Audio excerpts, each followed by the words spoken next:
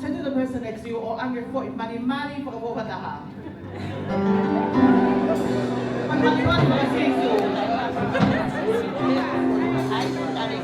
It's only because I'm standing up here. I'm over here, I'm not going to know that you're going to be going. Amen.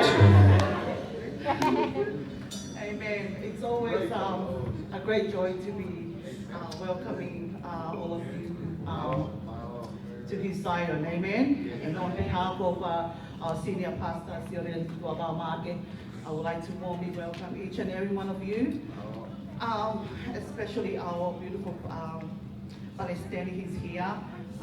Vevekau, Sonelolo here, and again, Moses Tamboana.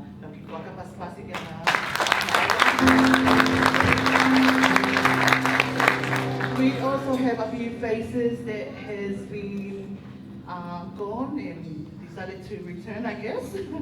Ko ate tatali fifia ka apene ko yang ko leta ko sione awe ko pitalo hea ka ko pas ki ai.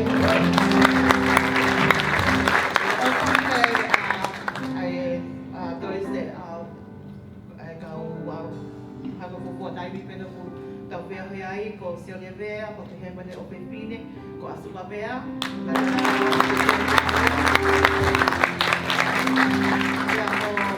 Oh, Papa, yes, CEO Papa.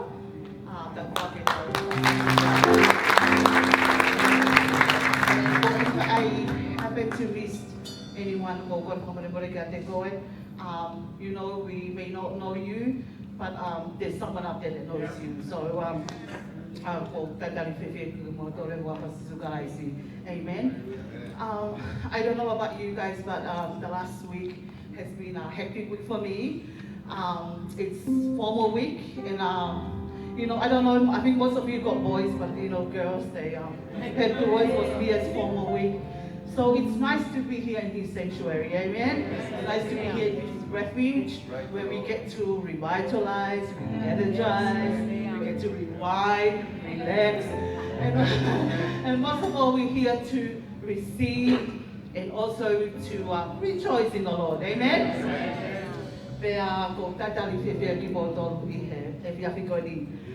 We still have a few little announcements on the youth festival of Fire Saturday the 30th of November. So for those of you who like Tommy and myself wants to go back to our youth days, this is probably another chance for us, but also for everybody to be there, support our youth. It's for a good cause. It's also to win souls for his kingdom through our youth. And I don't know about you, I remember one of Lucky's preaching. He says the avenue to receive souls to his kingdom is through youth. So if we want to invest something, we invest in the youth, because that's how a church will flourish. Amen? Amen. Amen. So I hope to see you there next Saturday, because I know I will be there. Okay, we're coming to our last part of my job up here. It's our giving, and it says, I have picked the famous sermon of Jesus at the Mount. Yeah? Who remember that? So this is probably the last portion of his sermon, and it's found in Matthew 6, verse 19 through 20. And it says, do not store up for yourselves treasures on earth, where moths and vermin destroy, and where thieves break in and steal. But store up for yourself treasures in heaven, where moths and vermin do not destroy, where thieves do not break in and steal. Amen? Amen. So this is probably Jesus is trying to tell us is that to be taken seriously, or we want to make him Lord or King or in our lives, we have to change. It's a transformation.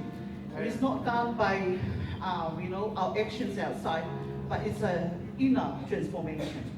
So everything that the earth offers, he came to oppose it. So that's why I think that this verse is all about. It's about like looking for something that's more durable, that's forever and not limited. And I know, so what he's talking at the time, they used to store things. They used to stash their golf in the room, and it's something how that probably break in or they have. And I remember I had gold when I was younger. My aunties, my dad's sisters would bless me with on my 16, 18. And then I used to stash them for one day my girls will grow up, and because I know my husband and I won't be able to afford it. And when I stash them and leave it, my younger brother, I think most of his life is in prison, by the way. He's on drugs and stuff like that. So he came, I think he was in a heat or whatever. He took my little bag that's full of gold. And out of all of that, I only got my watch left because I left it on the cell, thank God. And he went and sold it, or bought it, or whatever you call it. And I was so devastated. And I even kicked him out of the house. I even almost kicked money out too, because he wanted to knock some sense into me.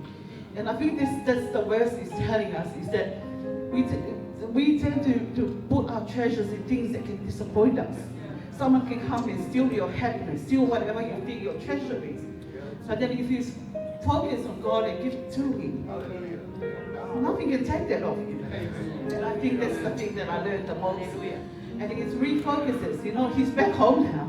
But I go, my gosh, how can I even kick my brother out for a piece of gold, for something that is here and gone, a brother that I got.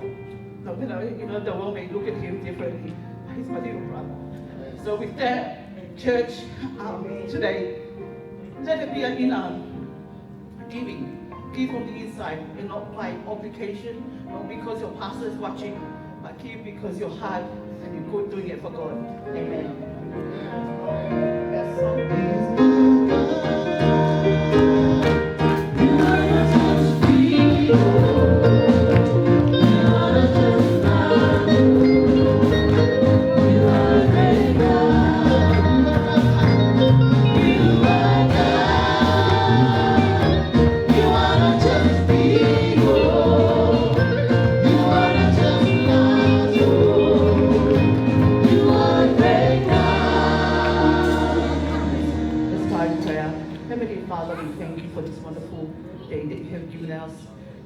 Another opportunity that we may come together as a church to worship you, to lift you to your rightful place, Lord God. We ask that you may bless our giving for those that don't have anything today. let it be a next time, or give them the opportunity to find employment, Lord Jesus. We pray all of this in your precious and wonderful name. In Jesus' name, amen.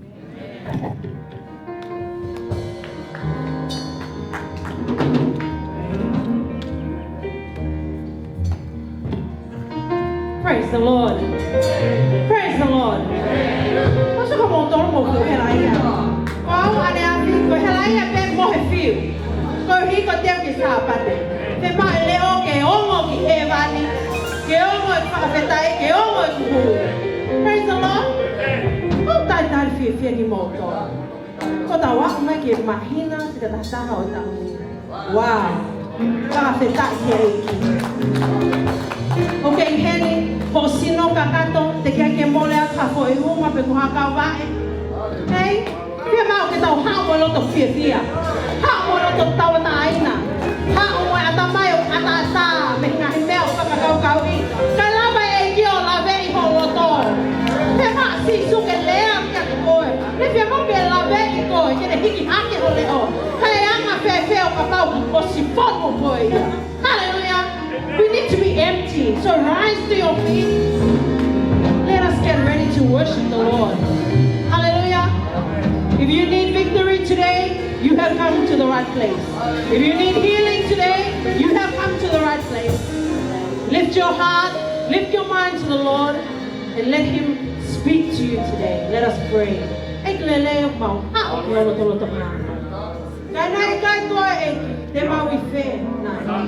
Anga fefe ke mau ui he ako ke mau malo me hinga hipenga ta au mamani e anga fefe ki kana I kai ko e ki te mau fe e ki lele tafe mai holo mari o mai hata wa taina ke mau e ki hake ho mau to e ki ka bang foto ma fasia apa male mai ki te ki ai mau hatali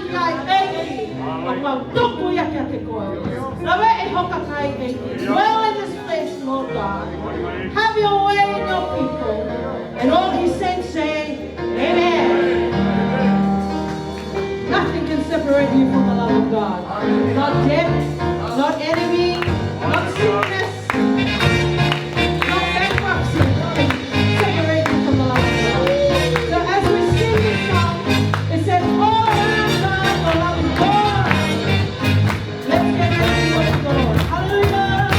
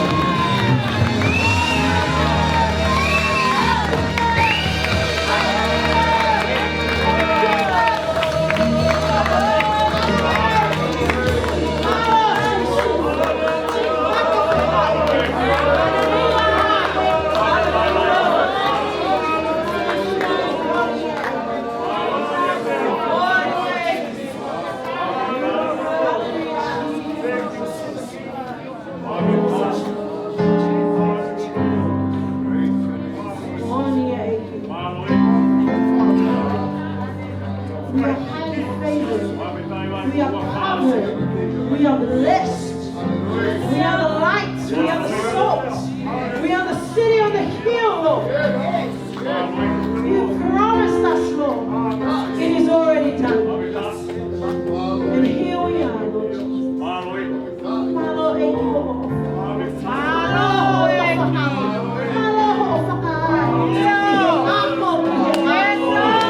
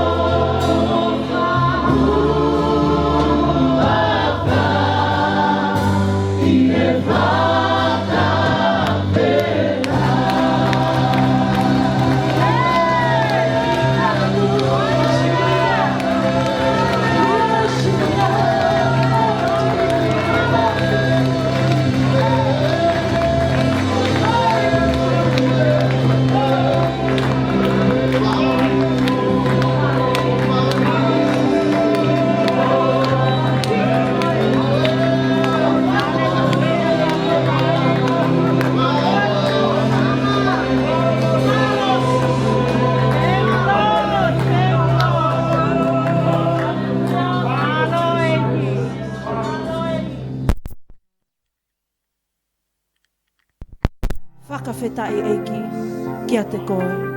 Ki ho hua wha, ai hua wha ku malawa mea, ai hua wha o ku mau tūri ki ai eiki, whekumi ki ai, mau malui ai eiki. Lord Jesus, where would we be? And that is our declaration, Father, that we will serve no foreign God, no God that is man-made, no God that the earth has given, but you alone. And we will lift you higher and higher and higher. Reign in this place, Lord. Let your spirit dwell amongst your people as we listen to your word, Father. Break every chain. Deliver miracles, Father. Make a way. In Jesus' name we pray. Let's give a round of applause and glorify the Lord. Hallelujah. Amen and amen. Kore mo mef klalo malo au pito. Langa ke to taha tafa aki. Ui. Ko ke hoko ko mama ki mama. Langa re vai ko he tafa ko taha ko na ui ko ke masima hoko ko masima ki mama. Amen.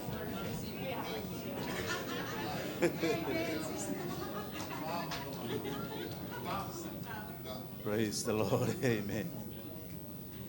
Neongo na sfai talitari o e toko ua ko ni ka ko tui ko e o honga pita ko tui ko fufu tai meni hiki mai ki he the house of praise ke te fai feo hiba mo fai ka usone vea ko fai ka usone vea foki ko e tahai ko fai ka i ngahi siasi fa pentekosi i Nusila ko tui fa fai pe feo hi ai he taimi ko fa lava to ki Nusila he conferenisima ka ko fufu tai meni be foki hono o fe fine mo talitari mo sen fa dama be ke igine ta be kina ko mo kai nga lotu family ki Nusila pe aku o ai ai tau ki fo i skiti pe ko e hiva pe ko ai pongpongi wa ta pe mo tala lot ko fa be ke fa fe to ta ko ni fai ko ai skiti ke unu mai ho ko ni te ta ho ko ki ai ska pa to anga leva ke to ta e tala loto oh. Praise the Lord. Toki indo te spea e po hiwa i ke o ai ko hiwa whakawhisi. Mo ilo i pe ko ngau e whakamisnare ki fisi, pa o whewhia ke o sia ka whaiwhi ka o siane. Ne alang ki fisi ko ke i kiti o ako to i tapu ai. Pea mau kamata e a lotu whakatonga i fisi. Pa o whewhia lahi o pite sia ke whaiwhi ka o koni. Ko inga po hiwa ko ni ko Jehovah Jireh. Ko o tua e whakaai, pa ko kulotu ia ke tatake he o tua. Pea ko kwhia mau ia ko sisu. Pea ko sisu pe ai tari kia te tautolo he pompong koni. O whai tape mo te eki. Amen.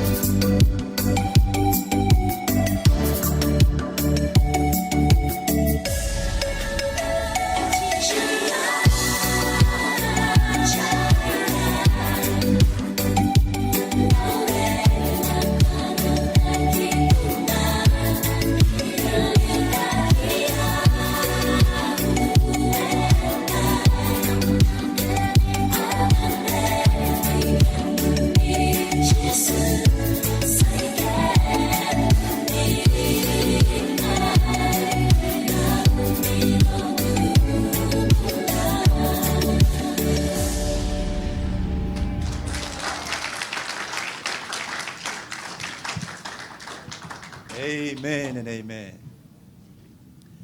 Whakawhata tau te whakapaspasi tu rea. Koe taha whoke, ongo I fia mori ki he mo ui he mau whanonga te taha ki tonga koe konferenisi.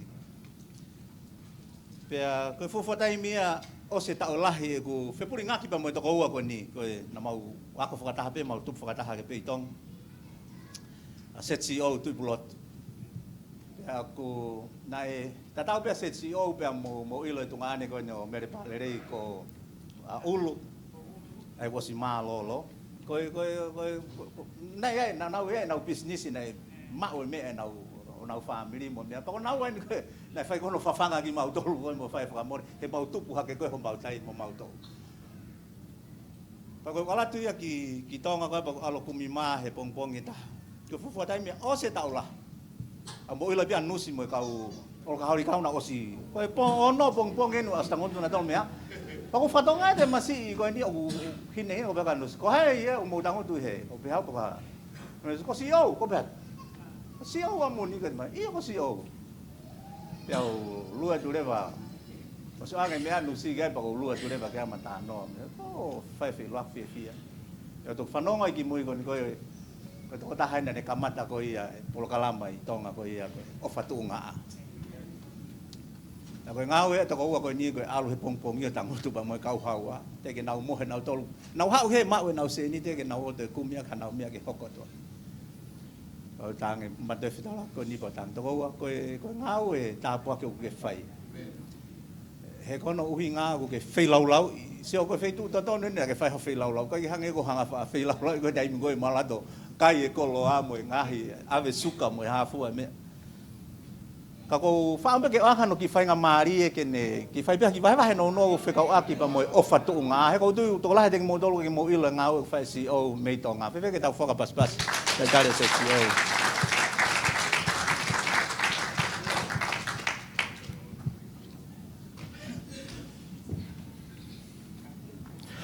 Tapu pa meo e o tua mafi ka tamai, moe alo, moe lau maari manion.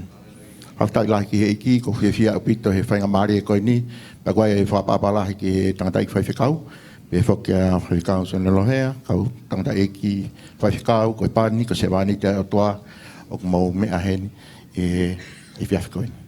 Whakatapu whoki he ngai whawhunga I tamai, whawhunga I whae, pe ke tau whanau, tau ka whataha e whiawhikoe. Kou whiawhahoko at pe kakatou kuhingoa, ko ku hingoa ko tohi koe he toi tau ko tu ipulotu hapa. Ko hingoa ko ngāwe aki ko se CEO hapa. Pa ko hingoa ko ui aki au ko CEO.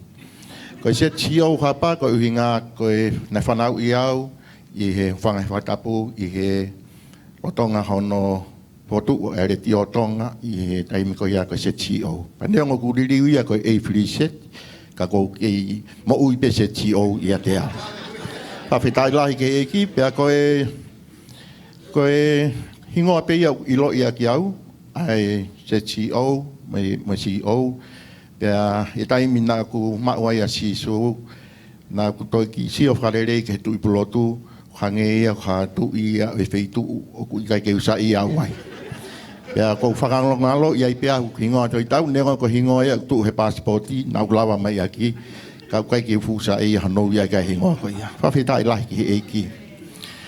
Koe ko whotua pe I kolofo ou, tonga tapu, pia kolo tonga whakaunga tamaki he potungawe e pureanga, koe taue ni tonga furumahiwa aki e tauni. O kai ko hatoa taha mau pe poto au, ka ko hange koe whaalawe ko pe he koe kowi mua mai. Nā ko kau au he toa taha, nai huu, aki e tunga whakaako o kai toi ngāwe aki e taini. Whawhetai lahi ki eiki. O ko mau hoa. Ko mau hoa pia o ke ai whanau e toko walu. Toko ni matangata, pia mo e toko tolu whewhine. E ni ma whewhine tolu tangata. Pia koe me whangamopuna e tahaono. Pia ko whawhetai lahi ki eiki o ku whaiwhekau ko no ko mata apure pe whaiwhekau. Pea ko whiawhia he ko wakai atu o ko ia e tokolahi hen ko lawe i pe i ko ia pe ko fia ko hi ko a ko e na tau ka hala ke ka ko ha ni o tau ka hala ta pe o ko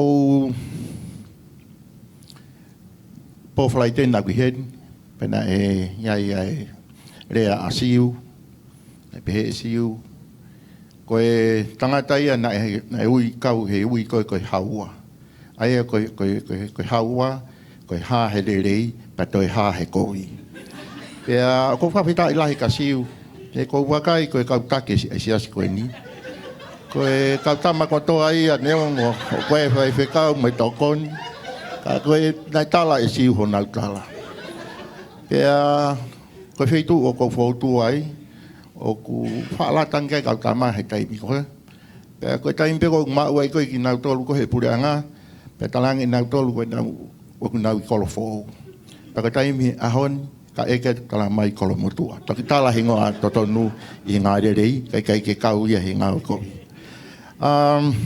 Tala no ke mo ui ko kore wha more pe, haki taim nau pe. Ko e taimi koe na mo ui ai, na mau whai i Malanga wha evangelio pe, mau tau mua, he mau api. Pea ko mau api uto ui he whai waka o loni. Pea he turi koia, pea koe whai mau open air, pea koe mea na ku whaafai ai mea koe ni, ai tala loto. Pea nau tō tala noa ke anga e whanonga mai mo ui, taim na ku hei ai. Pea mahana e tō tolu, tōna ke tolu, ko whai pe fui tala noa ke fui mea tatau. Pea whakaukau rewa o koe ke te whie maua ke toi tala i mea koe motu ai ka te au, pa koe ke te whie maua ke toi manat ke ngai mea koe ia. Kau tala pe mea koe, a lerei, nai whai he eiki ka te au, pe ke whaamiri mihi, whai taimi koe, nai whai ai hauku whakaririu, ko whakamaui. Pea, he aha koe, nai whai ai uku whai tōtoni koe, pea au tala pea, au kamata pea, me taimi na au talia eiki. Pea ora uku ia e whai whekau, tako whaamea mai pe ia tau tuhene mea lere, o whai ne whanonga Malanga, kai ki whawhatonga ia e au. Pea ora pea uku ui mai e whai whekau koe ni na tala mai. Sio ko ki fe rea ka koe pa waha taim pa tangi pa fetai. Ko ku ai pe ki rea tu ka pau ki aha taha na e masiwa. Pea whai ange ko ne tu maari. Pea ngalo ai ne masiwa. Ko e toki toko taha a fungi mo tae ofalahi. Pa ai ku ofo pa ne huinga mai e matala noa pe tala mai he whai whekau. Na ku hau mau pe o fia ho tala loto. Ko tala hala na ke fou mai ai. Pa ko tui o ke iai pe ni i o fou mai ai. Pa nau ilo o ke iai pe a manaki de rei o ke iai e whainga maari. A hange ko ia koe na kuke mau. Pa ko whapare au o i mea koe na e toki whai. Ko hange ko ia hafu maanio ni. Ko ngalo ko ia koe fuanga hala koe. Pa ko whawhetai ki he ki ko ia te ufoki peo tala noa. Ki ngā, ki ate pēha ki ko ngā sihe kai ke atu kai ki ui ngā he ku mau he ni mo e onga whai whekau, e mau whai ilo ngā ki pēpe he ke a siu, pēr koe mok toko ua ki he ni o ko whawhetai lahi ki he eiki. E kutupu hake nā ku nā tai toka ngā piti ke maui.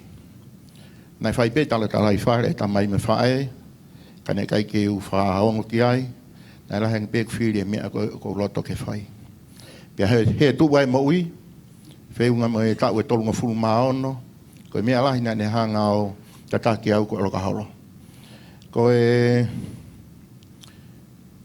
Olokaholo, ne kamata ke unga o e aki, ko e ku tōtaha maa, ke ka tōtaha u ko ulawa ka ngai wheitu kakai, ko hinga ko e ku maa. Pea ngā ue ko e mea whalotolahi ka te au. Kana e hoko e nia, ke ntoi whalotolahi i au, ke utoi whai me ngai mea. O ku palapare mange. Ai a koe mea e na ku whaingata i ai e mo ui, whepaki me ngahi whaingata lahi. Pea koe ui koe Olokaholo, ai mea na nehanga o tu usi e ku whainga maari a ko, he na mau hoa o ko rotonga teki hoko tau hong fulumahi ba. Pea ko hoku hoa na teki hoko, toko ospea no, teki hoko taha walu, toko ospea taha fitu. Hola mi hea ko motuki ai ako me ngai mea a whatamasi.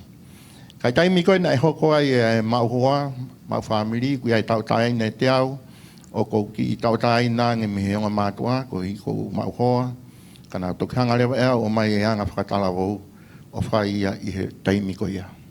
Ni he lahi ku mo ui, whai a te whetakai, au ke he tahiwahi o wha, ne tāria hi o kokoa a si Isu, kana e whainga mai ke u toi mau e mau i koe ia, kana e kai ke u tāria. Nā tāngi alpo whahalo tutu pe ke plotu aku. Pe alupe ai taimi ko toa pe, alupe taimi me ka mata ke momoko ange, pe alu ke kai ke mato e maa whana o hange ko ka mata.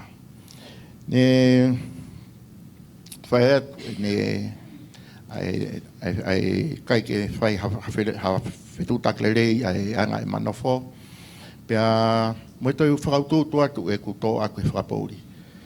Nā ku ngā aue, nā ku kona, nā ku alupe mihe ahoe tolu he wike, o whā, nima, ono, fitu, maua i mai sāpate. Koe ngā aue, koe aho ura ke wike ko toa pe, ko pau ke whiri hataha ke ne whai e mau lotu, ai koe tamo koe lotu i au wike. Nā ku hola mihe lotu, o kai ke te eki u whai ha lotu o tahatalu e ke hua ngā au, o whiunga mai tau e tolu ngā furu. Kai whawhetai ki he otua, ne au mai ki he wafe tahataha. Ne u lea toa i pia moho ku kaunga tangata koe ankolo o lan. Koe malire atu ki he polokalama ai sisu koe whetu ngila i wafe tahataha. Pia koe malire ki ai he uhinga, koe whanongo ki he talaloto a ku ofefini, na e whawhe e chesi ki ne talaloto he polokalama.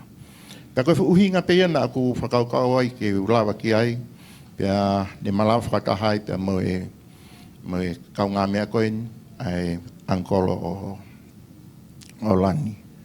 Pea e ma lawa atu ki ai, koe tau mua koe de osi pea e talaloto, pea ma whanonga atu ki he hoko atu e mea na ma anga mahini ki ai. Ka he whawhita i lahi ki he otua, o tonga e matautu, koe fofua taimpe ke mahua he polokalama koe ni. Ko asi mai ko wakataimani, pia mo ne kulup mi Amerika, ko nau lawa mai ke ko nau tolu whai polokalama he poko ni. Pai nau lawa mai ko whai polokalama, na e hau whakatahai mo e tōtaha, ko mau kau ngā tangata, ko matuoto ape ki maua, kana mau kau ngā whanonga whakataha, mo nofo he ngahi kalapu a kawa mālohi. Pena maa wale au pito, la tonga e mau taha, ku tu mai he kauharai taha.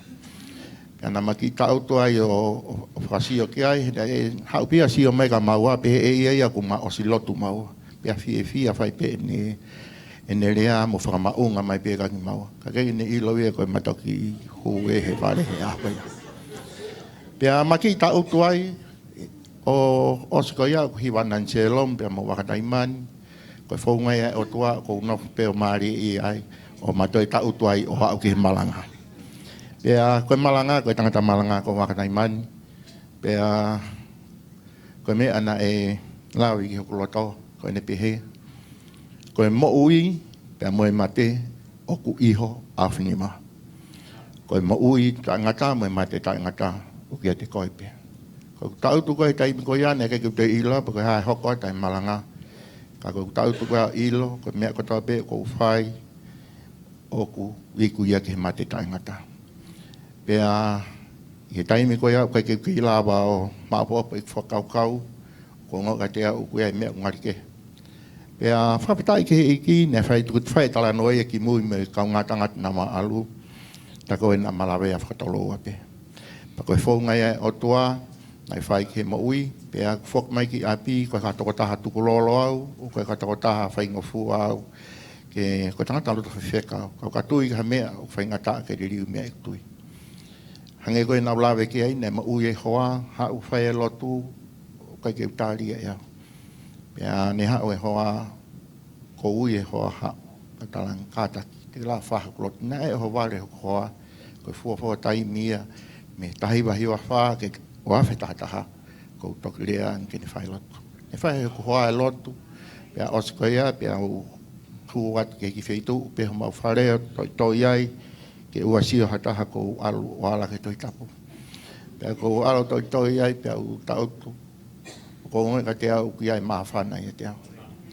Pea o hau ka te au ai manatu. Ko hae e mea ko toa pe nak manatu hi tupu hake. Nea ngahi mea ai nak amanaki au ka ngahi mea pe aku sai. Kana e whakaha mai ku kai ia me e ne rei. Pea u ilo ku iai e whainga maari e ke vete. Ke whata mala kore he ki heda e ki. Pea whawhetai. Nei whai e mea ko ia. Pea u tāri, pea u whai e tuku pā. Ko ngahi mea ko toa pe i kai langa hake i kumo ui. He kai toi teu toi whai ia. Pea ko whawhetai lai ki he eiki ne ospe ko ia. Pea u o ngoi ka te au ko tangata fo o au ko maa hangai pe ko lau ko ni e mea kai whai whekau. Ka pau ku ia kalai sata. Ko mātua ki whatu fo o ia. Ko mōre atu e ngahi mea ono hao. Ue, ko ne hoko fo.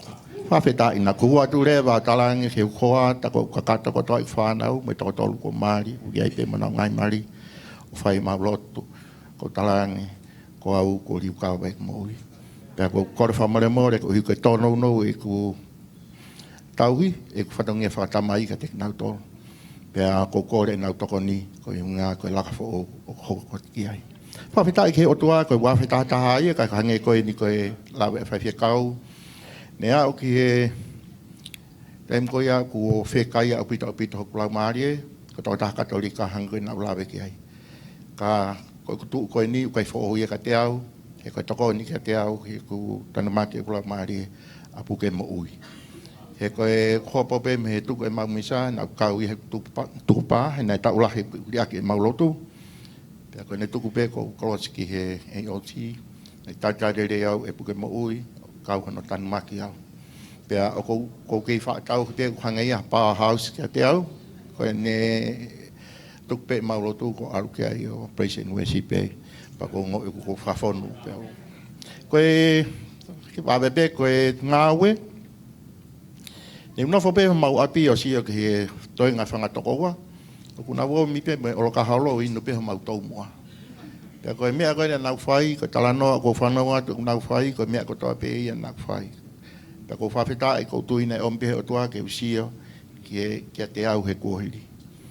Ne u ilo whoki ai hau sia koe ni kou mau, ko ilo, ko mea koe ni mau whai, koe mau pore, mo whawhawha i ai, koe muna kotoa ia. Ka ko sisu, a mea oku mooni, ko mea ia u tolanga, pa ko mea ia whai amanakere. Ne u hua to whakawhiangi ki au tangata. Ko tarang kau tangata, ko ilo whukau, na oskona, na utolahi. Ui ngā koe whukumanga o tua maa pi, malu pe au ku whai ai mau kawa koe. Kau tangata, ko ku hau pere ki whahat ki mautolo, o whamasi i suka ki mautolo. Pa ko kore atu i ngā koe pongi, tu si te ka pau ki maulawa mai, ke whahatau whawhetai. He koe koloa mahau i ngā taha ko hanga e ki o tuku e te tau tolu, ka koe mānawa. Koe koloa koe ia ku kailawa i au whakatau, tāna ki a māmai ni katoa, paanga, koloa, kailawa whakatau hawhoi, mānawa i taha whoi laumari i taha. Pea whae te mea i o katoa mai kau kona, pea tūste, ku lawa anga tokotolo, o mau tōnima, ka mata he lalo mihi. Koe ahono ia o tisema, o i wawhe tataha. Pea koe mau kamata ko ia, nau kore kau koa, ke ne teu moha mea tokoni. Pea hiri e mau lotu, ne u whahanga te nau tolu, ai au sia ko mau. Pea ko kore ang mua te tānaki o te whawhe maha tau kau tam. Mo mahi tu apure lulu. Pongpongi a peke o rewa ukimu a teke mua ngā ue. Pea alu kau tama. Nā hau me whawhe. Pea mau hoko pe he mai pe. Nei kai ki u amanaki. I aha taimi. I aha kakai. I aha tānaki ang kakai. Kako me pe nā ku hai. Kako alu peo tāla pe ofa sisu. He kou ilo. Whehi a sisu ke whaianga hala, ka ki o whape ki ai. E neo ngō e pe he kau tamai ko talango fua pe i kai. Ko au tono e nina e o tonga pe ai no whaihanga hala, ko ne whai ho no whamu i oku. Ne ui rewa na e kamata pe koe ni pe kamata ke hao kakai, pe ui e ki i whiri anga koe ni koe o whatu ngā. Ko e uhinga pena ai ko e ofatunga a. Ko e hufanga he whakatapu. Ka tak pete ki ko ngā a ko e whahinga hangata maki a o kupehe I tonga ko e whahinga hangata maki ka ku whanga he whakatapu o kia no haa haa. Pea koe no mau pia taha he hangata maki ko ia e awia ki he mama o taha he loto wao tuku ai e wao whika no whaanga kakai. Pea toi atu me nau me akai po me ainu o tuku atu peka wheitu ke tok whainga mai au awe. Ko i hinga ko e hange koe ko lawe kia i haa o e hangata maki koe ni. Ka koe whae ka kine lau e iha mea. Nai alu pe au au tonu ki hene ngā mao awe me toko ni pe me mea inu. Pe ne kai kine toka hanga ia pe hoko ki ai ha mea. O pe he tofu pe e ku manatu ki a sisu. Nai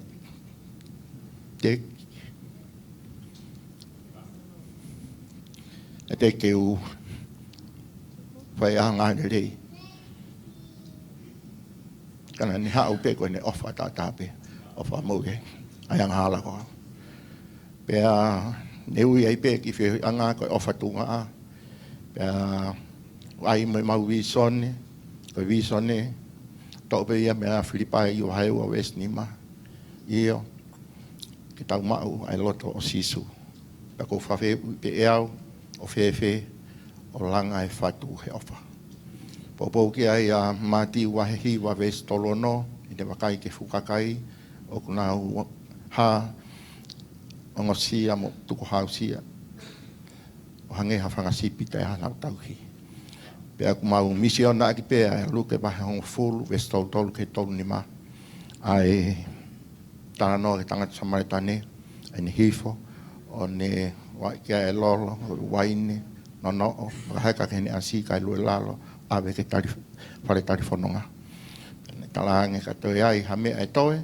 Te te whoki mai ke whakakato. Pea koe ngā ue aku mau whai. Koe o atu ki halapure anga. O whawhi i maa ki nau tolu. Ai kau kona. Koe kau tuku hausia. Ki nau tolu whainga tā ia. O mai ia. O ange ke nau wholofola. Pea mo kia te ki nau tolu. He ku mau tui.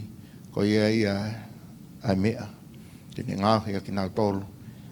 Ki nau ngoi ukai te nau toi masiwa. Pea ngoi o nau rie kina. He koe ngā ue aku whai. He koutu i koe ngā ue koe ni. Koe tolahi. O nau hanga whamau. I o pehe koe ni ihi koe ni utakai holo. O koe ni ihi o ku whapiko piko. Tai whaha ngā ue.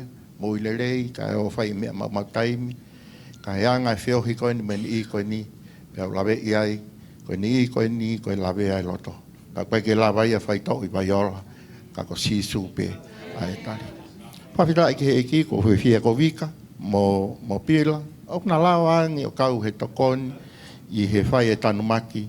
O e whanau koe ni. Koe tahi ne koe ni ko waikoloa. Na ne whai e mea. Koe tahi ai kau ngā ue. O kuna u whaatokoni angi ki he o whatunga. Koe o whatunga. Koe kulupu koe ni. Na mau kamata mai. Na e taumu ape ke kakai tangata koe ni kau kona. Pea e au mai ki he ahoni ko kau mai kakai whiwhine, ko kau mai me ngai whamiri.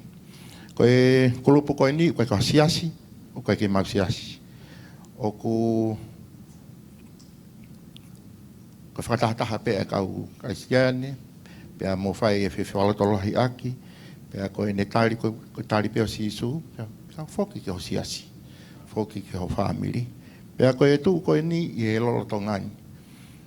Nau toki ane pō whai mau talanoa pia mo i whai kau e tuione. Pia na e ki i documentary na mau sia ane pō. Pia o toki sia ai pia toki manatui ki update e ku rekoti. Ako eke mahe ni pa koe mea pau talanoa koe ke o whatunga pau talange. O ku mei toko wanoa ku osmo ui. Kai whawhitai ki heki ku mau sia ane pō ku iai kakai umate. O toi tuna fo toi tohi ane pō. O tohi ake tako toko ua whae ni ku nau taria sisu. Me wahe taha taha. No, koe kakai nei kai te whaha amanaki. Nau hange ha maka whatarei. Ka koe ahoni ku nau hoko koe ngahi maka turiki. Ngai whitola. Hawhitai lahi ke eki koe nei whinga mai e pureanga ke nau talamai. Ke uhanga whawhonu ainge ai ripoti. ke na umai koe pe whandi a pureanga ki he koe ngāwe ke kakai. Ka nau talange, koe uhi, koe mau kulupu, o kai ke mau mamafa ki mau tolu ke whamaterie. Mau mamafa ki mau tolu ke whamaterie. Pa koe mau tui o tokonake o tua he mea kotoa pe. Pea whawhitai lai ke iki, na mau kamata he lalo mei, o whange whamiri mi Australia, ne ki tēniti. Pena ai pea moe te pire, pea toe pe ho mau sea.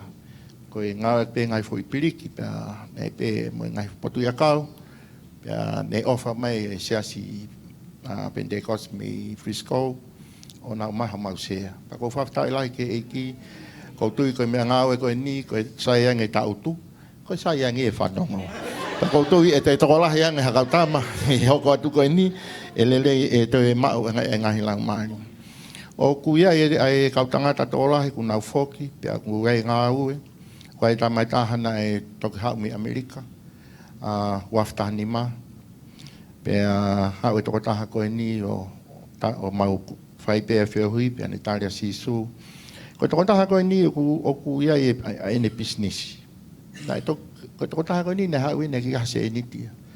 Pia o le pēnu tamai ka te au, o ku tong mantua koe ngau ne whai Amerika na ku security.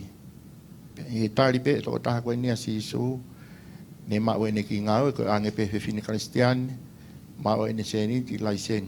Koe aho ni o tonga he tokotaha koe ni ene kau security e toko ni mangofu. Koe whare mahaki vai ola o koe kau security e tokotaha koe ni. Koe panke, koe ne panke tonga ku PSP e tainimi koe kau security e tokotaha koe ni. E haa tokotaha koe ni o talamai, pe kuanga whewhe whamatala ke whai ahane whamatala tuku hau, koe ulak whamatala ain, pe anga whewhe. Pau talangi he tokotaha koe ni koko i o whaingofua. Koe ngā koe whia mau koe e tuku hau ke whamatala who'ou, koe haa sino i paanga na i kamata ke businessi. Pea ku pe koe kepito. Pea koe whaingofua koe ia. Ko tohi pe koe kepito i kuru sisu. He nei kai ke aha tase e niti a tau. Pea koe ia ai whanulahi e kautangata koe ni ko wewhia ku ia e ngahi mo ui ko peki ia atu e toko fitu. Ka koe peki ia e toko fitu koe ni he whapapau i kuna Australia sisu. Pea koe ni koe whamui mui taha nei pekia i suni. O e tau ni. Pa koe toko taha koe ni na iloa pe koe toko taha mei lapa. Koe pia ni ia motolu, koe toko taha nei ui ko mataere tata tau. Koe tangata ina e iloa au pito he holamaka, pene alo kau he ngahi keng, Nusila. Pe aloan ki tonga ku fuhi whataata e sino tangata koe ni. Pena mau alango mau lotu. O ku tau wono ko furuma nima. Pai pe mau lotu pa ki puria taun. Pau alo ku mi mau i whare mahaki. Holo sino. Tutu e apito tō taha koe ni. Pe atok ilo mi ai. Ku kāpu i he kona no sino. Koe. Ku whanga whatapu ne e fo i hui palalu ne motu. Kana e tuai e ni alo i whare mahaki. Pe a. Papitai koe atpeo whai e lotu mi whalotolahi ke tō taha koe ni. Pe talamai, pe aha pe taha talamai koe tō tahan. Ko awe ia ki mi whare mahaki, koe uhinga pe. E koe tō taha e koe ni ku o kaito e aha whai tō o ia whare mahaki e whai ki ai. Pe a ni ulawa atu ke api koe na ia e tō taha koe ni, talamai. O ku kaito e kai ia, ku whakatapu. O kaito e rea, koe whai kui pe koe mana wā tau si pe. Pa ko tālum he wāwhitaha o au mai ki he taun na uwhai pe whakalotolahi kana i te ke u lawa ke u tataki hataha. Pataha u kai koha whai whekau, ko pepe koe mea pe ka whai whekau. Ka ko hui ko wakai hi whako e tō taha koe ni o ku tai i ene mo ui. Na ku mau pe kwa whanong he ka whai whekau e angai tataki pe au rea hi whake tō taha koe ni. Mataere, ko ke osi taria si su kai pe ke mea. Pau te pehe foki ai. Mataere. O ke whie taria si su, pau le pau ku ke mo pehea ke fwoi. Pau tolu tui forever, o whai e mea ku whaasi au whai ka whai whikau, anga mu mai pe holoto, koe ke lawarea, lau e lotu koe ni holoto, whai e lotu vete, taria si su, kua la mama taere puke unima. ko whawheta I lahi ke o tua, o kune whanongo, pia koe mea e kune fie mau. Pia mau atu ke mea auspehe monde ko ia, pia pule lulu pong hiki a tamatai. Mau atu ke mea whaka eiki, ne whaka ahaware ngahi mea nei haai, ka tō tahana e. Kai ki maulotu, kai ka tō tahana e ngā ue, pia koe ka tō tahana e ahano whainga tuunga society. Kana e mau pe mo kau mo whangatoko wā, o pe mai toko waita. Ko set ko ifi ka polisi kuna una whahaere mai. Watu ia tamai ko pe ko ka pai pa pe ku whahaere ifi ka polisi. O tanko e ko fu pai pa matai. Pai a sisu. Amen. Pa vitai lai ke ki ne mo kula he tala no ke o fatunga ka ko ilo ko taimi o ko fefia apito ko e toma ko I ko e whainga mari o moku pea ko tui ko e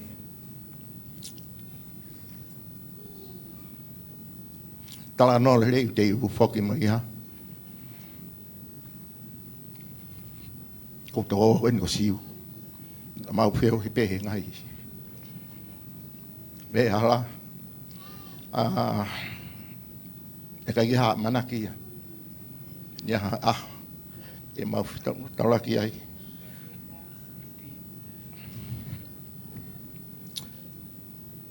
Ma tu ka hola ta. Ya sisu. Ko whaftai lahe ke o tua. Whawhitai nei tanuma kia e puge mo ui. Ka umai me ka whaiwhikau. Ko e nau tokoni mai he ahon. Ko e whaiwhikau President Malolo. Ari wharit moni. Nai lere kia kore toi tapu. Ke na ene ki programa na whanonga wai toi tapu tuftai totong. Pe nau lere kia kore toi tapu. Ke mai pe ke hange pe ko e mea ko he ako ke tufa pe kain programa. Ma programa he tusi tupe rule pe me sapati. Pe tufa pe ai pe ko ne ospe programa pe tanaki. Pe ure le tu pe me mai ai President Malolo. O fe tu fai ai fai ne noat pa talangia a he tolu he bike. Tama o ai tu steke warat. E taimi na ne me angai na ne pe he ko kawin kamatonga tala mai e ko ni ukulupu kamatonga aku pakpaki. Ka wale ne huange o ne wakai fo ne mea I pe ko ngahi hofonga ni ne fasio ai lotong palo. Pana mafana apito e Palestini fe ngoia ne Malanga pe he ke ko ia ne ko re ke mai fatongia o whakahoko e whanau koe ko moui. E na naulawat ki saion e whakahoko. E a whawhetai ko hui koe Palestini toka I kolo na e ai toko taha na e pekia pe na mau e ano o whiwhine na ngā ue ai, mauleret ki ai, ne mea mai President toka I kolo, o ne whai ai mea whaiki, pea ne whahoko mai, ka pau e toi ahataha e whangatoko wā ku ikai ke ai, hawhunga waka ke malanga ea ki nau tolu hanau pekia, une stala he kau whaiwhekau o ka pau ke I ai, ki ne malanga ia. Pea ka pau ke kia hawheitu, ne whaata mala wenga maari, ke oanga ki nau tolu o whai ai. Whawheta I koe mau kātinari, Winga koe kātinari na e mea mai o malanga e ho mau tau fitu I e tau kosi. Pea nau weret ko whakahakoan kia I e kore ke ne mea mai na e mea mai e kātinari ke koe ngāwe koe na koe ke whai koe ngāwe I a ako. Pa te u mea atu ke whai ai malanga pea mai whiohi mai whangatoko ua koe. Pea koutui koe me au fia taha loto ko tui e tokoni lahi ai asima e kakai lalahi ko ni he ku nekai ke aha nau amanaki ke na hataim te nau feohi ai mai ni ko ni ka ko tui e kau he tokoni lahi pe ai tokoni ai hau e ni ko ni ki ai ane afi ma no pepe mo toko wa ko fosta rang me telefoni tala mai hu khoa ko nei mai kato Westapol ko e Foika ko mai pe me kanari ke toko ni ke fafanga e fana ko ni ko fafanga ko nei talo pe fafanga me wa fata ta ke ahon tala mai to lai pe ko tu mari pa talangi ikai ko ki fatongi pe fai ko talangi o famasi su fa fe ke ma fanon ke forfola to en ai mama fa ngawe o fai to ta pe ya o to ya ko fa feta ia mo fa malo ke otua e mea kotoa pe. Ko hawhok pe ai langlangi koloria ki he tokotaha ko ia. Malo.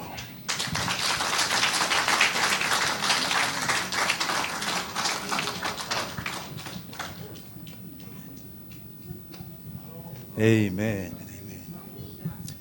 Fehu ia sone baptaiso me pilisone. Moalanga o wakai ia nge pe koe taman au whai gai whai wā. Tau whanongo ki ai. Ange sisu. Talagasione ko a ai kui. Ko rea noa. Ko eva moe pipiki. Ko maa moe kiria. Ako yongongo lelei. Ko whanongo masiva. Yongongo lelei. Kake whima he masiva ai hata mea kehe ko yongongo lelei po sisu kalaisi. Ako tui koe mea ea whai si aupa moe. Kainga koe ni itonga. Vega tau whaka paspasa sai tare tangata Malanga kene mai. Ko wilo koe koe.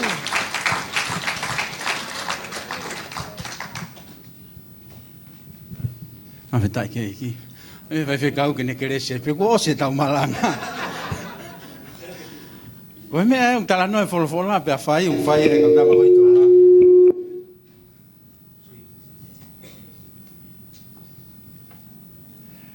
Ko ilo koe whotutu pia e o tua. Hawa si o.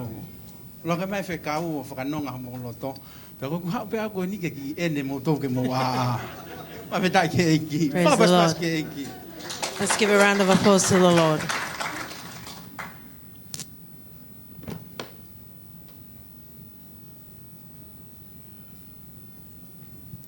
Mua tuka whapapa ki he tautai o tua. First, I'd like to give the highest respects to the triune God. O tua ko tamai alo lau maari e. God that is the Father, Son, and the Holy Spirit, Ni a whio he tau loto loto ngā. who is here in our midst. Pei whapapa ma ke kau. Tau rai ki o tau. Kau tātai e. E whiaf koe. As well as my respects E whikau se nolo hea pe ka tua wao. to the pastors who are here with us, A pe he ki he kau tangata eiki. as well as the elders, Lua la la. Brother Lualala, Pe ka pita o tau. O whala he ka koe pita o tau. Brother Pita, Kau whakataha e whiaf. Pe pe he ki he tau. Whae koen ko mafi. and our dear Mother Muffy. Kau whakataha e whiaf koen pa pe he ka te ngōtol si ngahi. O whangai And all of whae. you mothers and fathers, Ngai whangatoko ua. brothers A pe he ki he young couple. and young couples, A pe he ki he whine mui mo talafo au sia tau young men and whanau. young women, and our young children. Ie whiaf ko ni. Ka tāmo mo o koe whainga maari e ko Please ni. allow me the opportunity. Lau ko tāpua ki pa lau I ko count it kumonu a ia. blessing and a favor. I he ke God's i mau e favour. manawa e mo ui That pea. as we have the breath of life, Whie mea ngau ea ki he and that iki. God would want to use us Ke whakahoko atua e ne wholofola. to take or to spread His word. Whio whamalo ka neo ko e ke i whae whakatonu lea. Tāpua kina koe pa pēke o ki whamiri. O tua u mau whakawhetai. Malo Eiki. O whamalo atu he. Aho whaka ofa koe ni ko ke oma ki mautolu me ka mataanga e tau koe ni o au mai ki he sāpate whaka osi e taha taha o he mahina. O wafe taha hiwa e o tua. Ka i tu unga e mo ui ha mau poto pe ko hinga ko ha mau tau kei hono lehi lehi e mo ui me ngai whainga taa o e whanonga a ngā. Au tala mai ho wholofola o ko ke toi toi he fufu o puke puke ki mautolu. Ko e tai milahi o kai ke mau whakatau ka ngai ho ni malelei e ne tataki. O ku mau pehe ko ki mau tolu pe. Kai tuku mua ke mau rea whakataha mo i pēteria. Ke ka nai kai pe ai a Fiona. Pe kui whē mo ui pe kua māwa e whamiri mau mo e siasi. Kai koe ngā ue ho lau maari e o kune puke puke ai ki mau tolu i ngai au. Tuke kei o au pe ai whakawheta ia e whakamalo. Ke mau kei hoko pe koe whakahiki e a Fiona ta ingata. Peta ngata. Amen. Amen. Te ke tau hoko atu ke tau wholofola. Before we Antui na continue on to ostala atu our a te word. mautolu. Ko ilo i ki i whaunga le lei. Ki to kamata ake te malanga. Remember, I told you before, I know a good, sure way of how to introduce your sermon. Ko au, Ko ilo te whaala ki kore whamore atu ka mautolo. Firstly, I know that I need to ask for your forgiveness. Ka ko ilo ngā ue ki foi whonga. And I know that this process is working. Ko ngā he ko mautolo koe na kai ke musa ia iau me he kamataanga e There's tau those ni wa of you umai who may not have foi liked Malanga me koe from the ni. beginning of the year Ko and kore to whamore this sermon. pe toka le wa mo ngā hi When loto. I ask for your forgiveness, Ka I mo know that whanau your ke heart wholo is whola. Kai ko au ka koe wholo clear and you whola. can hear the word of God. Not me, but the word of God. Amen. Amen. Ka pau hena mo wholo whola wa kai Your whata Bibles are mo. with you. Please turn with me to Tohi a Mātiu wahe ono tolu. Matthew chapter 3, Vese ono taha tolu ki ono taha verse fitu. 13 to 17. Ia hiki mea i ke wahe ono wha vese ulaki ke ono ngofulu ka ke toki mea te peo lau i o mu api. Amen. Amen. Ka whetai ki he iki. Te ulau at pe he whakatonga pa ko kore ka neo ke ne lau atu he whakapālangi. Mātiu wahe tolu vese ono taha tolu ki ono taha fitu. Pa toki hawa si isu mei ka aleri ki seotani ki a sione ke baptaiso ia te ia. Kana e taofia e sione o pehe. O ngari mo au ke upaptaisa ia te koe. Pa ke hau koe ki a te au. Ka rea a si isu ia o pehe ange. Tuku ke whai eni. He tau mo ki tau tolu. Ke whai ki he maa oni kotoa pehe. Pa ne tuku ke whai ia. Pea ko baptaiso a si isu. Nai aluha ke rewa ia mi he vai. Pea ko mawa ewa e langi ki a te ia. Pea mamata ia ke lau maria o tua. O mariu hifo hange halupe o tuu ki a te ia. Pea ilo ange ko re o mi he langi. Na e pehe mai. Ko alo ofa a ngā eni. Aia o ko fie maria lahi ai. Matthew chapter 3, verse 13 to 17. Then Jesus came from Galilee to the Jordan to be baptized by John.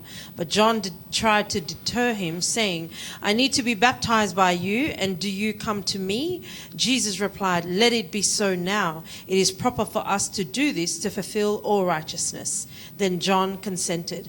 As soon as Jesus was baptized, he went up out of the water. At that moment, heaven was opened, and he saw the Spirit of God descending like a dove and alighting on him. And a voice from heaven said, This is my Son, whom I love. With him I am well pleased. Amen. Ka haki Amen. whakaukau ko hao moe he whiawhin. There's a thought I can bring for us this Ke tau afternoon, whakaukau ki ai whamaunga ke tau so that whakaukau we he can whiawhi think koe about ni. and we can focus our O pehe attention hono on. whakarea. It is O kai ke ao ngai ni hata mana e perei. Amen. Tā e tama o tawhaki o tarangi ki ai. O kai ke ao ngai ni hata mana e perei. touch the person next to you and say, it is not beneficial for someone who was pampered or Toi tātā spoiled. e tama koe nani tala tu o tarangi ai. I know. And then tap them and say, go ilo. Or go Amen. ilo. Amen. Koe tala whekau e ai whiawhi koe ni. The command for this afternoon says, Koe o tua. He is God.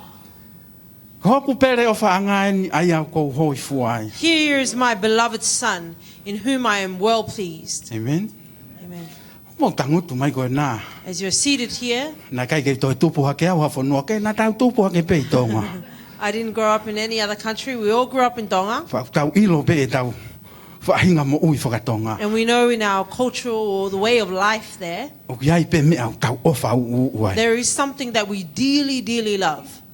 Ke hilo ka pai kai ke tau tari mo na si isu hangi You ko know, tala if we loto a had si o. not really, truly accepted Te Jesus, tau hao pe o lotu ka tau kei ofa ngi pe tau tolu we he. can come to church, but we still love other Kai ke things tau ofa more. tau tolu i he o tua.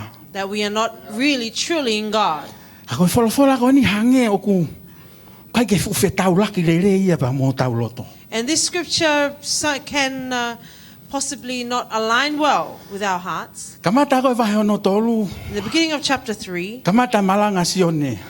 John began to preach. Kainga sione ke tatake kakai ki a si isu. John was trying to lead the people to Jesus. Ka hange ko Sunday school ko e aho ko ni. But like our Sunday school today, Hange o hau pe ai kau whare si mo ka kai maalunga it ma was o almost tunga like whakalotu he kuonga ko only ia. the Pharisees and those in high positions in the church, Ko mau tolu au ka kau ma oni ton pe that ke they were the baptaiso. ones who were the righteous people. Konga ki mo e vahe ono tolu ka pate ke foka In ki atu lau. the first parts of Pe chapter ai 3, if sione. you would read at Whanau e home. ngata whekai. And John says, Ko hai nane whekau ki mo tolu ke mo hao pe a mehe. Whakaauha he hoko pe a mehe. Ho hao e hoko mai. and John said, who has given this command?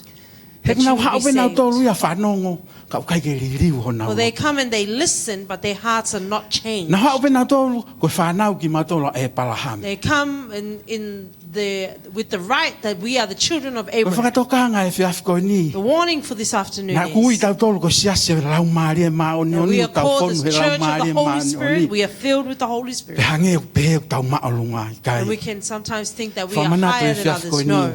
The reminder for us this afternoon is, Ke tau sio ake sio a sisu. let us see things with the sight of Jesus. Pe sio ne kai ke whaingata ake he otua. Ke ne whakatupu he makani ha whanau kia. John says that it is not hard for God to bring forth from this rock, Na au whakawhewheka ho tau loto. but our hearts are Au tau mao hardened. loto pe ka kei whakawhewheka pe ho tau That loto. we can come to church, but our hearts are still hardened to Ko e God. ku uhi ngā whakawhewheka Januari e ki November. Ai ake asma ki ririu. January Whakawheta i to ki e November, and there should be some form of change. Whewheka ko ho tau loto hae wholofola ia tau pe o to whoki ki That kua. when our hearts are Aloatia mo hardened, ue that kau when the ngā word of God apia. comes, Tari e ia and it wholofola. rebounds off, and the neighbor will accept the word of Kai God, whai and pe we will miss maulotu out. ia. But we Amen. still continue to come to church. O te ke mamahi me ka te au na o skole wha more more atu hange o Do kou si not atu o be ririu ho mou offended by whotunga. me. I've already asked for your Tuange pe forgiveness. wholofola e atua ke aluat. Allow the word of God to come into your heart. Ka ku tau ia koe. Whakawheta i ke mo uia i. Pao ke mamahi mai kau, mamahi ko If te it convicts wholofola. your heart, let it be. He o whakatou mata. Yeah, for the word of God is Well, a double-edged sword. Tu atu koe ni iwu. That as I Hai pe stand mea here, kou whowai. there are things that Kai I ki too hao am hao. going through. I am not perfect. Ka koe mea pe o kou ilo o kuiloto ia te au. But what I know Ki that lava. is within me He anga hangai e mea e mo uin. is that Hala whanonga e mo uin. what is alive and what can be living. Amen. Ko hai, wholofola e atua ko hokpere o whaanga. Ka asia e wahi ono wha, tataki he lau maari e, ki he toa wha ke whai ono ai ai. And why would the voice of God come from heaven and say, "This is my son whom I love," and then in chapter 4, he's saying something that would contradict? Ko e tau pere o whaanga, tau ilo pe o kaike ni, whai hea ha mea. We know that the one person, it's a person that we love the most, we don't wish for them to do anything. Oku, no ia pe ko ne aha ke pe anai a alu. They would wake up in the morning and do what they need to and go on. Ha pe ne mea whai whai pe mohe pe ia e Whatever ako they ia. wish to do, they would do. Or sleep. Ko e le mahu inga maari e, ho tau ata mai e pere o whaanga. That is how we can tell who is someone that is set apart, loved beyond or above the others. Whai ko hange tau o whaware. And, Kai ke tau hango tis apirini pe tau hango. Oe? and our love for them is so unconditional that even when they do wrong, we still love unconditionally. Tu me ke veu e te vef ko nika. Let me ask you this question. Whiha ni ho ulupuno hui ngā ui ho pere o whanga. Amen. O te ke tari me ka te au, tari whawhai tui pe ia. Whiha ni me aku ke ulupuno wai he ngā ui ho pere o whanga. Tō whiha no alosio ke api ako, ka pure ako, mui whanau ako he ngā ui ho pere o whanga. And how many times have you encountered shame because of your love for Amen. this particular O person? so atau sio ki lalo ngai whine mātu ai. Si ngai wha e ia ke nau wholofola. Kai ke lau wholofola i api ka ke hao whanongu Malanga. Ke te hao ko lau wholofola. En koku uhi ngā. Ka My kau point si is pinga ne this. mo ui. O kai ke tuku pe pere o whaanga ke whai te ria. I kai, pau ke That we kini do not kinis. allow the ones that we love the most to do what they wish. Kalama he We need wholofola. to discipline them Eh? and guide Koe them. ofa koe e tamai kun heango kini kinisi ono The word wha. of God says that Ene the ofa Father's anga, love kune for us is kinis. He disciplines, He trains, He corrects Amen. those that He loves. Ko ngani ko whaka i koe. Kini kinis pe ko na wo. Li pot ke polisi. But now, if we are to discipline our young children, you know, they Na talo e tau have tupu the right hake to mohono. report. Pe hei pe tau tolu kini kinis. We grew up in the way back in Tonga that we would be corrected and disciplined. Ko tawa o mani ko ma family. Tau ilo hono lere. And now we have our own families. We know how good and beneficial this is. O mani ko furihi tau whanau. And now our way of parenting has changed. Amen. O whawahe pe ki mua e tau he wangon. I always have shared with you before how I raised my two daughters. Hange ko whakatapu. O ko ta i whakatamasi nawa. With all respects, I am heavy-handed with them in discipline. Kai ke ta i he kakai pe ko api o ko hang disapline nei nau. Not in the midst of people, but at home. Au I mone discipline lawa. my children. Ai angkolo ko one a mone si mama atu. Si ke honga tuki whakasi ana I koe ke mate. Amen. Koe mo ui pa ko si pinga ne mo ui utala mai he o tua. Ko hoku alo fa perena ko hoi fuai. Pa ospe va he no fa pa tatakia ke toa fa ke fa no ai. And then this is the example where God said that this was his beloved in chapter 4. He's led him to the wilderness. Ko whaka kau ai ko taimi ko tau fono he lau maria ma oni. So I think then that when we are filled with the Holy Spirit, Pe ko taimi ko tau ma we lau maria ma or oni. the time that we have the Holy Spirit of God, Tau amanaki tau tolu ko pau ke fai tesia ke mo ui. we must be prepared and well aware that there will be a test to come. Kau mo oni pe o ta fa aki fa lau maria ma oni o ku ngā ue lele. Ka tu ke utalato e ta fa aki koe o ku tau whepaki ai mo whai ngata. True it is, the Holy Spirit will have his way, but here is the side that we find most challenging. Nau tau ma uhala koe ma upe lau maria ma oni pa tau fie mari. Or have we misunderstood that when we receive the Holy Spirit of God, Talamai e that we wholofola be hen- comfortable? O si peha no baptaiso si su hake pe ko si su me vai hifo lau maria ma oni o tu ia deia. The scripture tells us that when Jesus was Wholofola baptized, mai o as tua soon as ko he alo rose out of the pere water, alo fa nga ena ai ko hoi fuai tataki lau maria ke toa fa ke fai hono ai the ai. Spirit of God came in and lighted on him. And then in chapter 4, he's taken to the wilderness to be Amen. tested. Kai me ni tau ma o lau maria ma oni pa tau lea ke ke. Yes, we are baptized with the Holy Spirit and we speak in tongues. Pea tau fu whakalau maria ka kai ke tau whakatoka ngai. And we can be taken away by the Spirit that we forget to realize. Ko me ni ko tui ki ai ko me aku lahi ai li akia e ki pe mo foki me e ki. This is what I believe is the biggest cause of backsliding or leaving or departing from God, Ko ngai ko ke tau whakatoka ngai o ku ave tau tolu he lau maria o te si. because we do not realize that once we receive the Holy Spirit, there is a test that Pe will ku ave ki follow. tau tolu ke ngau i pe ke tau whetau laki moha whai ngata ke tau tupu. That there are challenges that will face us that are there to help us, to shape us and mold us and help us grow. Ka ku hoko mai aku takanga ke lau maria ta kono ngau e pe ia ta he lau maria whai ka te tau tolu ke whakatupula ke tau mo ui kono te si ki tau tolu. And then when the challenge comes, it is also the Holy Spirit's job that even if we are unprepared, to help us to be equipped and be ready to overcome. Ka ku hoko mai pa tau lau he taime ni ko ngau e ne ai whiri. And sometimes we can count these tests and call them that this is the enemy.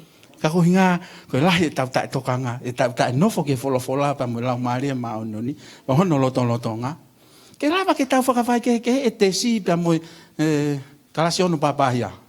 And sometimes it is due to our lack of growing in the Lord and being aware of His Spirit that we are unable to discern when it is God's test or when it truly is the enemy. Amen. Tau ilo ko tau mo ui mai ko ni o ku whaka mo ui mai ke tau tohe lau maria ma. We know that we have been saved by grace through the Holy Spirit of God. Ko taime o tau nofai ke lau maria o ku And when we wongo stay to the ngofua Spirit of God, ho tau kakano ke tataki lau maria. our flesh is easily led because of the Holy Spirit. Na ngau ki tau tolu e o tua God has created us ke tau ma on. to be holy. Ka ko uhinga ko whaianga hala e luaki mātua But because o of ne the sin to of ai our lau first maria ma parents, Adam and oni Eve, ke the tau mo Spirit of God ui departed, lau maria ma oni mo ui ma oni. that we are to live through the Holy Spirit and be righteous.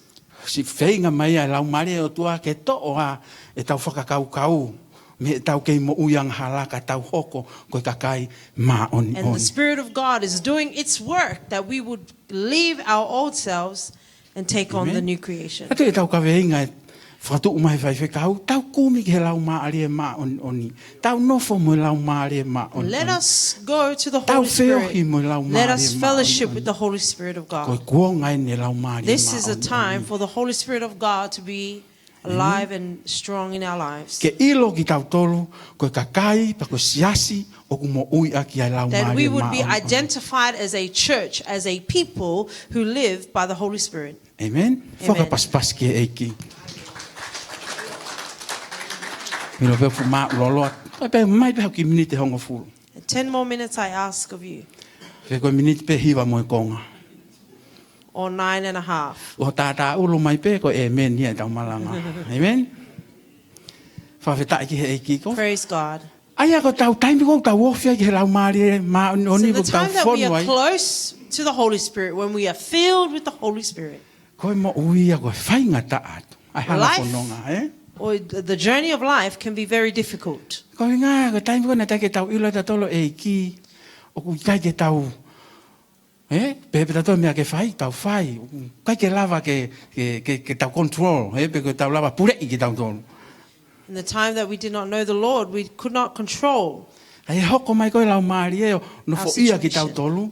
But when the Holy Spirit of God comes and resides in us, Hangere mai lau mari ia whakamanatu mai ka te tau tolu. the Spirit reminds us, A ngai hori kovi ko ho tau kakano. and it helps us to stop the desires and lust of our flesh. Ai ako tau fono he lau mari ma oni. That is, tau we are to be filled with whakatokanga the ke Holy tau Spirit mo of ui. God, that we are aware, Ko well ai- aware ai of ka our lahi whao. lives and what it is we are Amen. to do.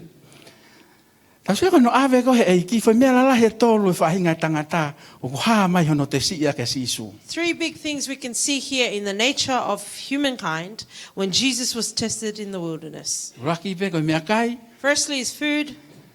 wa pe ko a lakanga, Two is position. ko tolu pe ko a mawhai. And third is authority. Mea pe tolu ke ai whahinga tangata. Three things that all of mankind would struggle with. Pate ke toki whoki atu ke ato fotu e whai ne tolu ko ni pa toki You si will ato go back mo ui. home and set these 3 points. Ko wheho vai ai a ngā hen. And then you can measure from there what your weakness may be. Sai mea kai o lahi mea kai a sererian. Ha pas ka to ya. Ma ko mawhai. Ka kai ke whai whekau he kai ke malanga. Amen. Panga tau whakakata ka. Posisi ni a tolu na te sia he te volo sisu. And Mea kai. these are 3 positions that Jesus was tested by. Mawhai. Food, Fia moe koloa. authority, and possessions. Ko te sia ki pe tau tolu mea tatau. And we will also be tested on the same things. Amen. He kai ke tau to he ke pe me alo. For we are no different Ka koe from when sipinga. Jesus walked the earth. E nio mo ui. And here is Ke tau sio ke ngā ue lau maria ma oni. that we would look at the Mo work ne of the Holy whakanonga. Spirit. Mo ne whakawhia Sure are maari. his signs. Ka koe mea ke tau mateu teu. Pa But tau for ilo. us to be ready and to understand. Pe si su teu. Foki hake ka alui fo hok whetongo lau Jesus maria says ma. that I will ascend to heaven and will send you my exchange, Avana tau the Holy whanongo ke Spirit. talaloto e whiawhiko ni If we talaloto heard the tāpua. testimony of this evening, Avana ke hena si su e kai ke au mai ki tonga. Pe au mai ki Australiani. Ka tau sio ke ngā ue hono lau but we maari can see the work of God's Holy Spirit I mā mani katoa. in all the earth, I he whaunga pia mo tataki pe in ia. the way and the guidance Pate ke of the whakaukau Holy ke Spirit. wholawholana. Hae nia, Think about the hange scriptures. halupe, a hae lau maari maano That ni. the Spirit of God Ia descended wholawhola like koe a ni. dove. Is what Pate the tau sio scriptures ke tohe say. a ngā we, look hae at the lau book of maari e Acts. iai, hange ha matangi, hange The Spirit of ha God hafi, o pelelo appears vanga vanga, o vanga like whatapu. a fire. Hei or pako a tau wind. sio koe tai mini he kua ngani, o ku ngā ue lau maari e ia, i he toko taha kotoa pe. And we can see now that God's Spirit is working in each and every person. Whawhetai koe, tā puake, tā loto a si Praise o. Nengo God koe for le the mama he. wonderful Ka ko testimony whakawhetai this koe ngā koe lau afternoon. maari e maa But I praise God for His Holy Spirit. Whakaata ene mo ui ke He ngā would allow ue. His life that God would work in it. Amen. Ka kai Amen. e u tau sio lalo ki ai he society. The people that we Tau lea look mo down on. on in society, Ka kai e u nau si pen pen. the O people tau who are pehe. beggars, Koe ka kai o mei mei. Kovi e nau whakau kau. Nau Or pehe we think whapiko that pi. there Ko is pehe something not right Ka kia with nau them. api. that they don't have a Mo home. one ne rau. But true Ko is the taha words of kotoa our dear pe. brother. Ke tau sio ki Each and ai. every person we need to look at, O koe ai kafo hono loto. Amen. there is a hurting in their heart. Hange koe ne rau. Ko whare maha ke whai toa tau sino. That in the hospital we heal, we Koe go there for loto. sicknesses in our body. Mo But ne rā tui malao. Ka kafo nai e loto koe hano. sicknesses of the heart, or Amen. Koe whaitu enu whai toa e loto. Ka this is uha the uia. place. Hau e kau lawea ke loto ke toi whai toa. Te hanga ke toi toi tof tof e fu loto toi. Alu au pito ke whai lau maari e ko ia. Wha whetai ki he Praise eki. God. Amen. Amen. Whare rau whakau kau ke he ngā ue lau We maari think e. about the work of the Holy Spirit Pe koe maari e o si isu koe siasi. and think that the bride of Jesus, Jesus being the bridegroom, Hau tonu his ke bride whaki is mai the a si church. isu. Koe And when siasi. Jesus returns Whai to his church, Le leiki he hoa hange pe ko nofo mari. that the church would be like a marriage, Ke tau hi would be he hoa in ono. submission to the No hu se husband paniti o fa mo onia I si tu That a he me would ha love mo ha mo I loko toa pe. and care. You already know. Pe ai le vai mama. And then we would wear the ring. Ke ko whakamanatu Is a reminder ke osimari. that you are married. Amen. Ka ko tuunga ko lau mari ma oni uhange ha mama ko o tau tolu o ku ai a tau tolu ko e tau osimari pa mo si su. And the Holy Spirit of God, I can liken to a ring that is put on us that we are married to Jesus. Tonu ke ne hango whakamanatu mai pe ka tau tolu. That the Holy Spirit would ostari always e ki. remind us that we are Kai saved ke by tau toe God. whai hai. That Ngahi we would no ulunganga longer motu a. do things that would impact Amen. that relationship. Ko ngā or ue lau affect mari it. ma oni u kune That is whai the work hono of the siasi. Holy Spirit that He does in His church. Kune teu I hono siasi ko inga ke toi Is He whoki mai a prepares the sisu. church for the second Amen. return of Jesus. Pea koe mama mari ko e siasi. Ko And lau that mari wedding ma ring, oni. that symbol tau being the Holy whakamanatu mai ka Spirit, te tau will toa. continue to remind us. He oa te tau fo he whai lele. Let us not Amen. give up in doing good. Mo mea haki ki o lunga e whiawhi. Please rise to your feet this afternoon. A whita i he iki. Praise God. Whamanatu e whiawhi ko ni. That is a reminder Tau for us nofo this mau pe ki he evening. loto lotonga pa mo lau mari e ma Let oni. us stay to the presence of God and to the Holy Spirit. Ke whamanatu. Ko tau tari e iki pa tau mo ui. O whakatatau To ki e remind tataki us a that lau when we mari. are saved by God, Amen. let us live in His ways. Kai ke tuku whangamari e ke alu. Ka We will not allow pau this ke whe opportunity mauloto he to whiawhi ko ni. pass. If you would like prayer this afternoon, Whakatape holoto pa ke mea mai ki. Avail, open your Hene heart. whai whekau. come to the front. The Nau altar whai is halotu available maau. for you. Ko le beka The pastor katame can a. pray for you.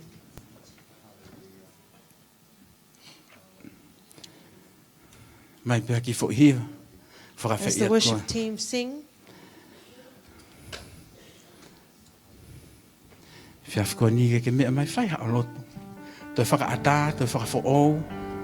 Ho wā. Pa moe anga ho whiohi pa moe lau maari o e o tua. Kui hen. Kui he wheitu ko toa pēr lau maari o e o tua. Ke whakawhitau laki ke te tau tolu i tau ngai whē mau ko praise toa. you, Jesus. Amen. Hallelujah.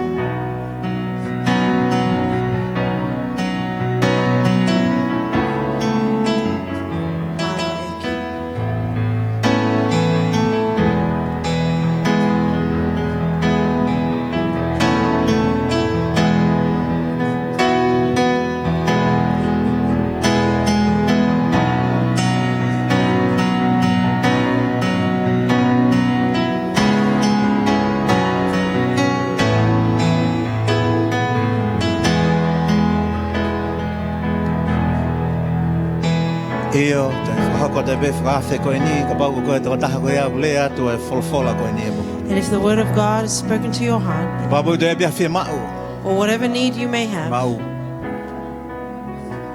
Finance, i he sino, whakawhio i he iki. in your body, God Whaata te knows oli tā. the altar Kai ke is tau wholoa available ko to tui koe you. whainga maari e. This opportunity. Tonga hiwa kau hiwa ta ai hiwa koe ni. Whaambeke ke unu mai. Who the Son sets free, oh, is free indeed. I'm a child of God, yes I am. In my Father's house, in my Father's house, there's a place for me. I'm a child of God. Yes, I am.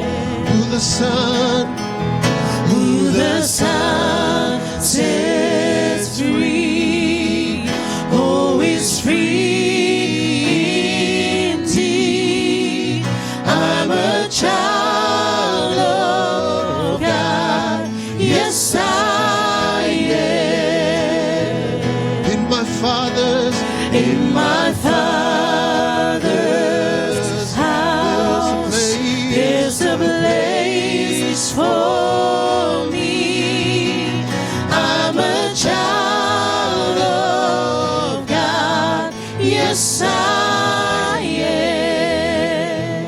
just play the instrument.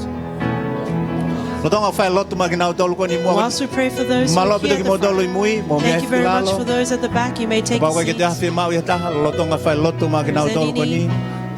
Whilst we pray for those who are here at the front, Mona bite same ko eni. true is this song that we are the children of God. In the time that we come to know Him,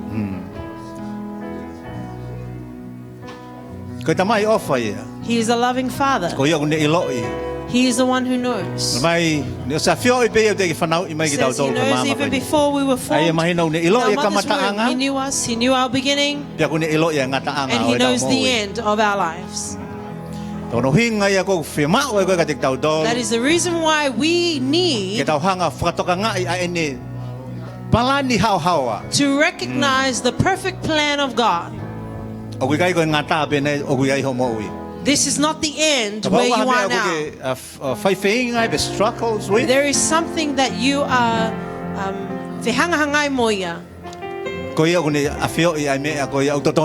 God knows what is right for that situation to free you, and He is here.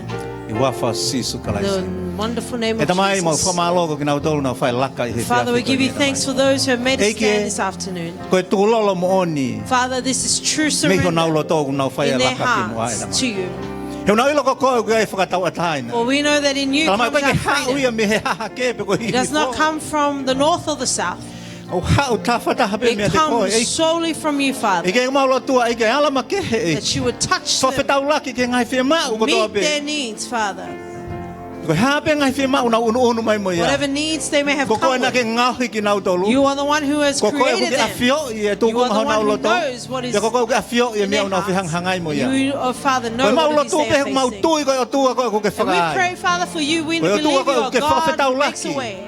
You are God who meets us, who provides any need of a man or woman who has availed their heart to you in the name of Jesus.